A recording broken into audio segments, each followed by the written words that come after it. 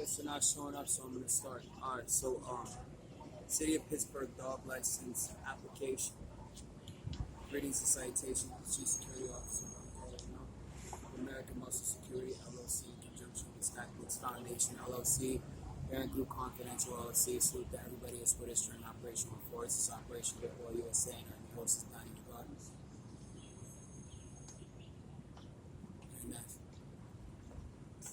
Very nice. Edge 115164647 bodyguard, whistleblower, watchdog, search party coordinator, meet special place, edit safe place. Okay, so let's talk dog licenses. It's June 23rd, 2025. It's summertime, and let's just be honest. There's a lot of guys out there that are cuckoo for Cocoa Puffs. When I was young, dumb, and full of whatever, okay? Thinking I was better than Eddie Vedder, smoother than the Velveeta, never the cheddar, okay? You know, I'm still smooth like Velveeta. Eddie Vedder, I don't know, that's up to you. But I don't have a mohawk, so I got that going for me. But licenses, all right? Let's talk city dog licenses. There's a lot of guys that were cuckoo for Cocoa Puffs, you know, for the past couple of months, as soon as it started getting warm.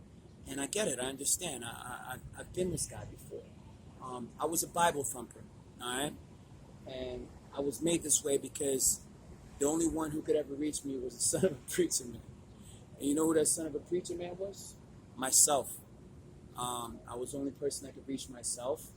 I thought I knew enough to tell you anything about what I needed to know to get me to whatever I needed to get this understanding.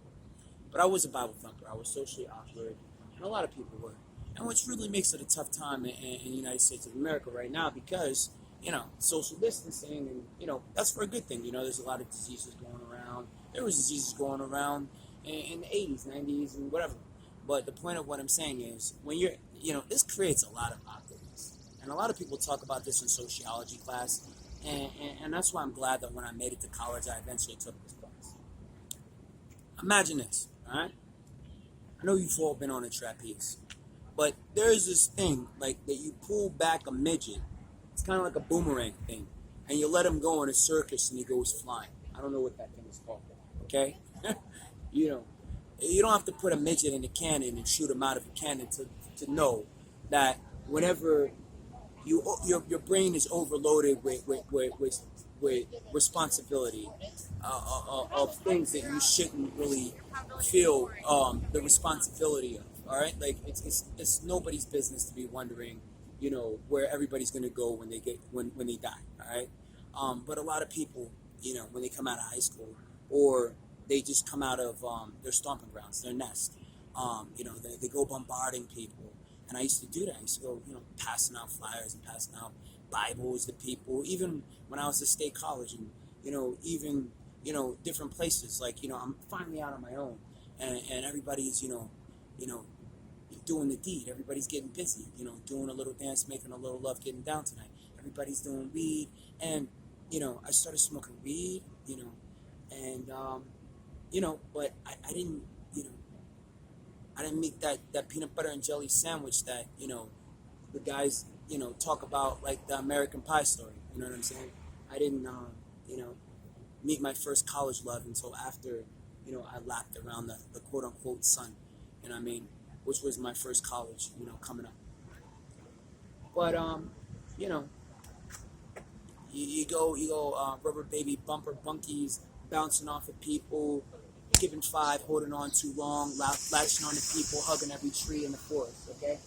But then, finally, you get past that time in your life that's called the wonder years, and you don't have these burning coals in your soul anymore that, you know, you're the most awful person in the galaxy.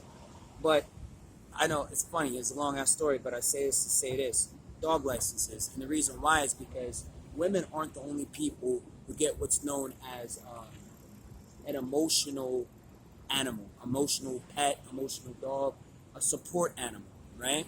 There's two kinds of dogs that you see a lot of people with: a support animal and also a service animal. Me, I actually want to get both because I have a security company, and a service animal would help me out a lot because I look in the woods for evidence. Not right now, but whenever I get an intern, and I already applied to get an intern, so I practice. I've been practicing for the past 4 years.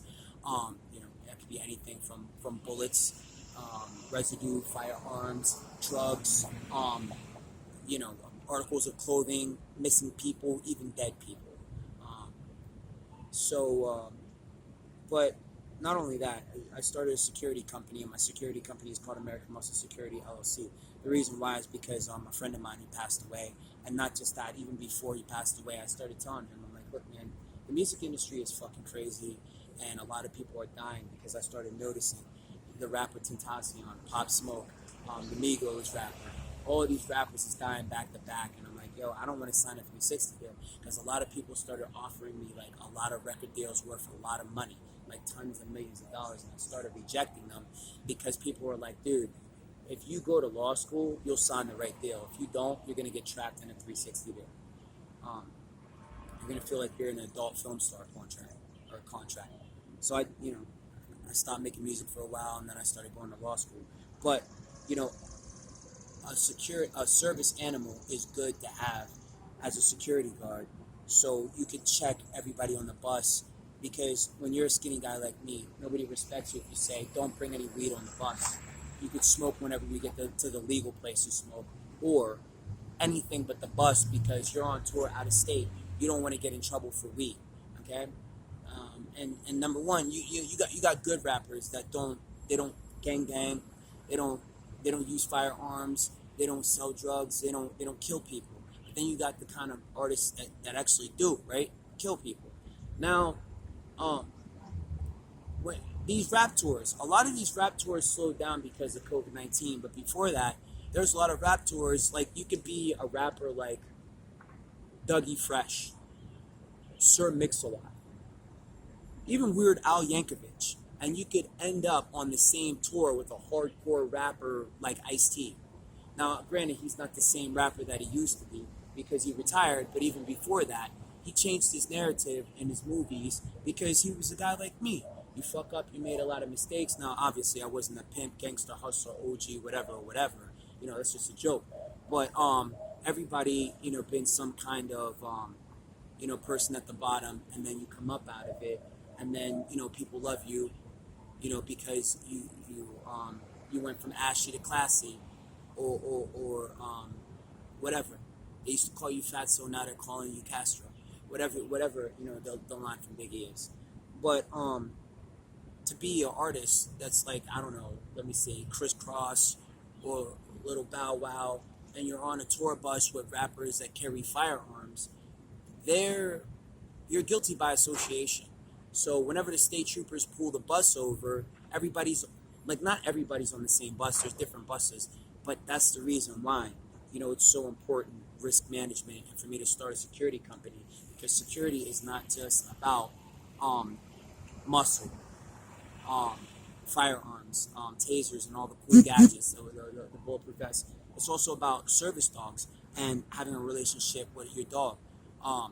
Now, I'm not on no weird kick like I'm trying to be the next DMX or nothing, but I started taking veterinarian classes and learning animal science because if I don't get hired at a department as a forensics officer, like I would love to, and it gets old, me being a forensics officer, just working for myself, I can see myself becoming a correctional officer or even a firefighter.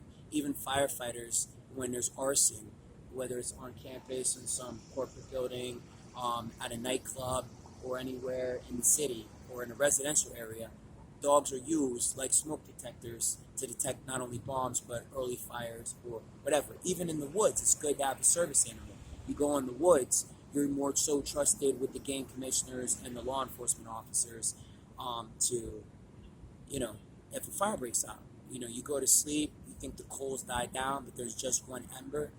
It starts a fire again, and the dog starts barking. So you can train your dog to bark in the case of that. And a lot of people do that with their emotional dog or their service dog.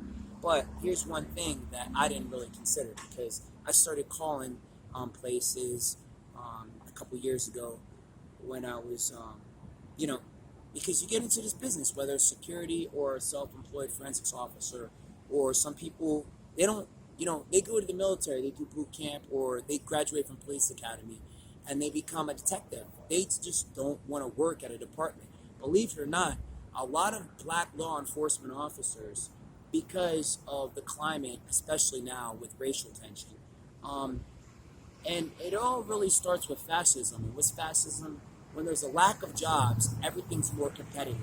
So it's even more competitive with white officers competing for a job with each other, or white bankers, or white athletes, or anything. So a lot of times we think it's race, and sometimes it is.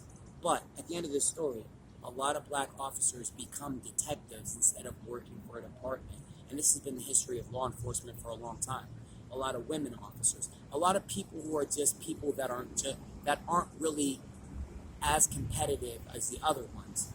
First off, you got to really, really be competitive in anything, but especially in law enforcement. So if you can't work at an apartment, what are you going to do about a partner? You know, people don't really want to partner up with a detective that works by themselves. They're going to feel like it's the movie Ace Ventura, Pet Detective, or Training Day. Either way, it's really not a good, stable situation. But sometimes people do, you know what I mean? And besides, detectives a lot of times like to work for themselves. Perfect example, Dog the Bounty Hunter. Funny little story, when you go on Reverb, because I have a lot of little stage names, little different doing business as. Since I found out that humor can help sell records. And it can also help make your podcast less boring, whether it's music or think like a cop TV, right? But Dog the Bounty Hunter, his partner, obviously is his girlfriend, but he also has another partner, which is his dog. He calls himself Dog, but his dog has an actual name. There's a lot of, people, besides the canine unit for any police department, a perfect partner is your dog.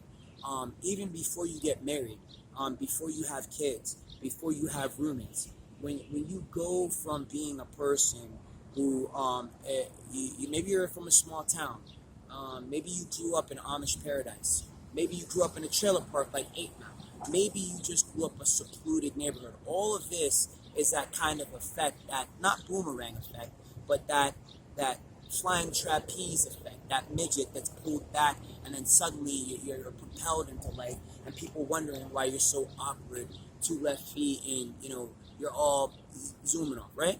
So of every landmark, trying to find that place where everybody knows your name. Okay, a dog is a lot of people do it. They get a pet. It's a good stepping stone to, before you move in with roommates, get a dog. Okay, get a pet.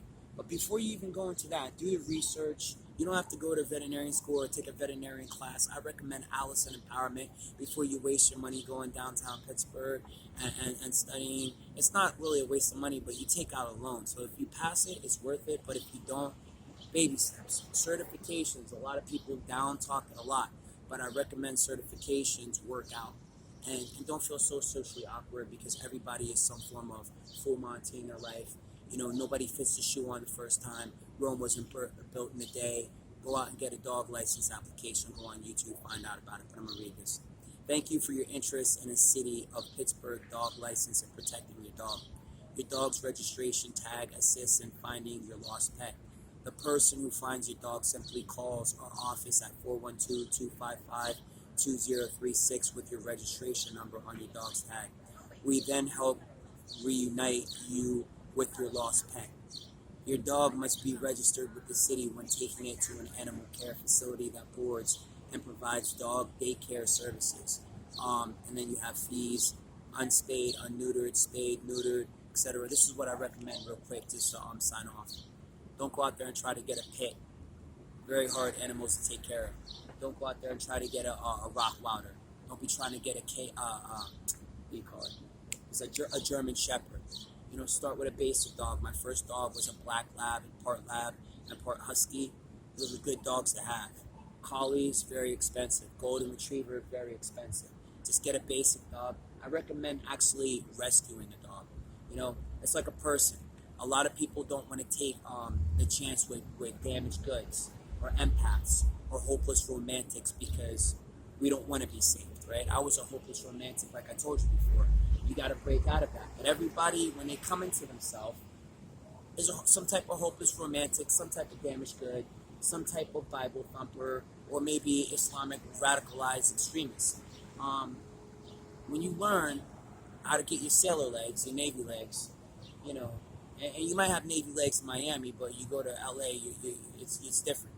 You come back to PA, it's whatever. Okay? So, yeah, don't forget to get your dog neutered and spayed. Don't feel bad. And that's it. That's Dog License 101. Go to Allison Empowerment if you need somebody to help you.